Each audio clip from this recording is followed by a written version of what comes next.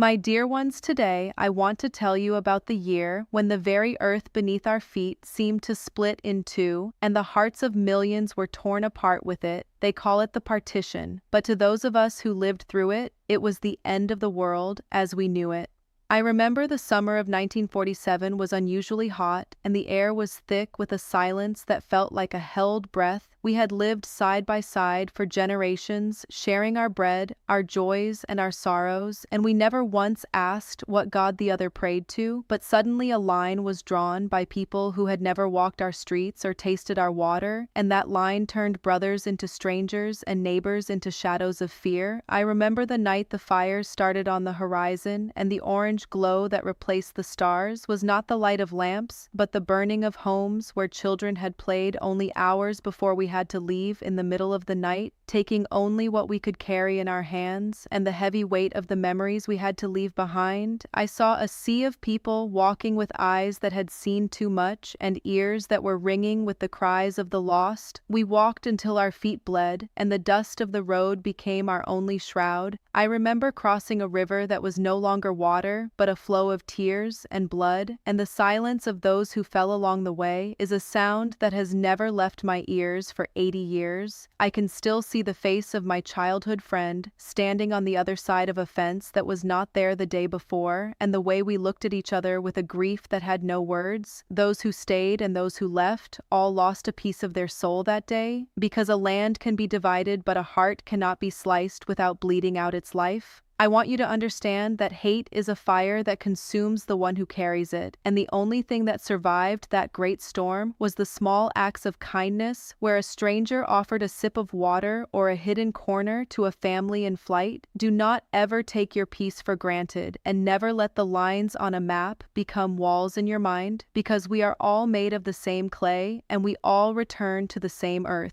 Regardless of which side of the line we fall upon, my life has been long, but that 1 year feels longer than all the others combined because it taught me that the greatest tragedy is not the loss of a house, but the loss of our shared humanity. I remember how the sky turned a bruised purple on the day we finally reached the border, and the smell of the air was no longer of jasmine or cooking fires, but of a heavy and suffocating grief that settled deep in our bones. We stood in a line that seemed to stretch into eternity, millions of souls reduced to shadows, waiting for a signal to cross into a future that felt like a void. I saw a mother clutching a bundle that was no longer moving, and the way she sang a lullaby to the silence was a sound that broke the hearts of even the soldiers standing guard. We were told we were going home, but how can a place be home when every tree you climbed and every well you drank from is now behind a wall of steel and hate? I remember a man who carried nothing but a handful of soil from his courtyard, wrapped in a piece of his old turban, and he would smell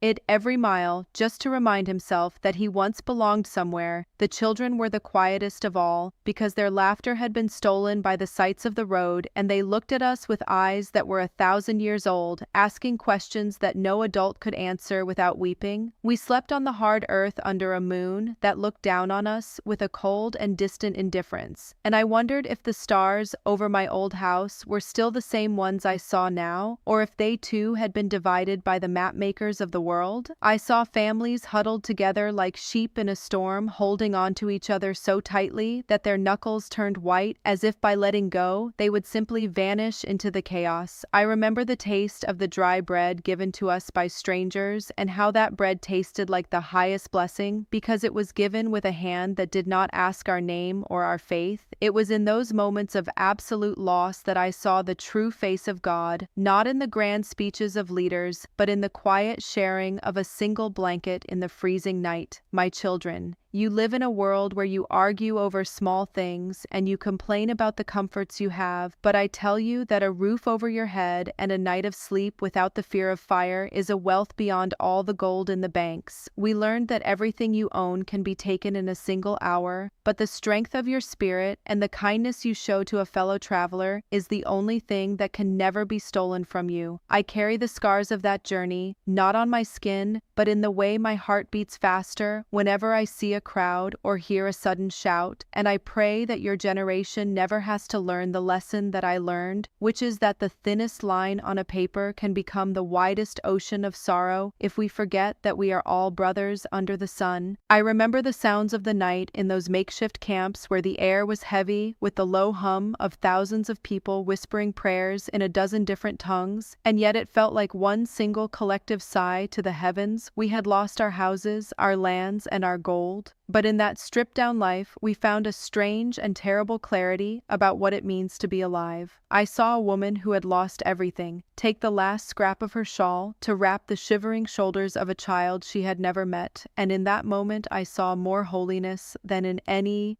temple or mosque I had ever visited. We learned that when the world falls apart, the only thing that holds it together is the invisible thread of human mercy. I remember how we looked at the horizon every morning, searching for a sign of hope, but finding only the same dust and the same long road, stretching toward a future. We couldn't imagine we were ghosts, walking through a landscape that had forgotten our names, and yet we kept walking, because the will to survive is a flame that even the darkest wind cannot fully extinguish. I saw men who had been wealthy landowners now standing in line for a single cup of watery tea, their dignity still intact in the way they held their heads high despite the rags they wore. They taught me that a person's worth is not in what they own, but in how they carry their sorrow. I remember the first time I saw a tree that looked like the one in my old courtyard, and I sat beneath it and wept for hours, not just for what I had lost, but for the realization that the earth itself does not care for our borders. The grass grows the same on both sides, and the birds fly across the line without a passport. Why then had we humans made it so hard for ourselves to simply exist together? My children, you live in a time where you can talk to someone across the ocean in a second, but do you really hear them? We had to wait for years to find out if a cousin or a brother was still breathing, and every letter that arrived was treated like a sacred text, kissed and held to the heart. I want you to understand that the peace you enjoy today was bought with the tears of a generation that saw the world break in two. Do not let the stories of that time be buried with us beneath the soil. Carry them as a warning that once hate is unchained, it does not distinguish between the innocent and the guilty, and it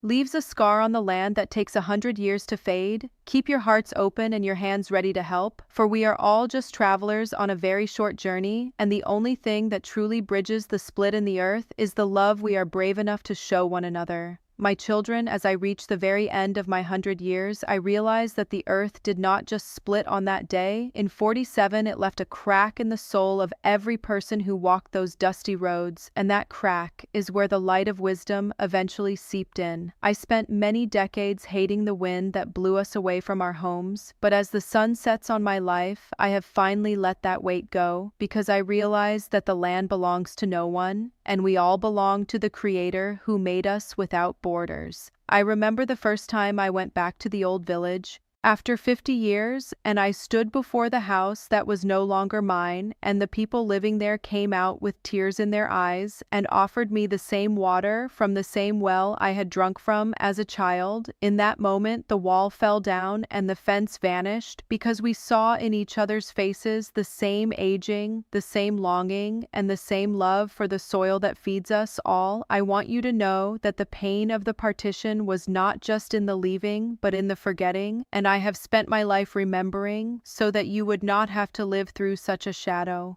ever again. Do not let the stories of our suffering become a reason for you to hate, but let them be the reason you cherish the person standing next to you. No matter what name they call their God, or what language they speak in their dreams, we were all children of the same sun once, and we are all heading toward the same silence at the end of the day. My hands are tired of holding on to the past, and I am ready to lay down my memories like a heavy bundle at the feet of the ultimate judge who sees no lines on a map, but only the kindness in a heart. I see the young people today, and I pray that you build bridges where we built walls, and that you plant gardens where we saw fires, because a century is a long time to carry a grudge, but it is a very short time to truly love someone. My voice is fading now into the evening breeze. but my heart is full because I have told you the truth of what it means to lose everything and still find yourself standing tall. The day the earth split was a tragedy, but the day we forgive each other is the day the earth finally heals, and I go to my rest, hoping that you will be the ones to heal it once and for all. Keep your lamps burning with the oil of peace, and never let the darkness of the past extinguish the light of your future.